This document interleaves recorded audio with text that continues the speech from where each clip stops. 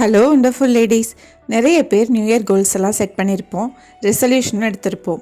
To be practical, நம்மள பல பேர்னால 1 week மேலே அதெல்லாம் ஃபாலோ பண்ண முடியாது.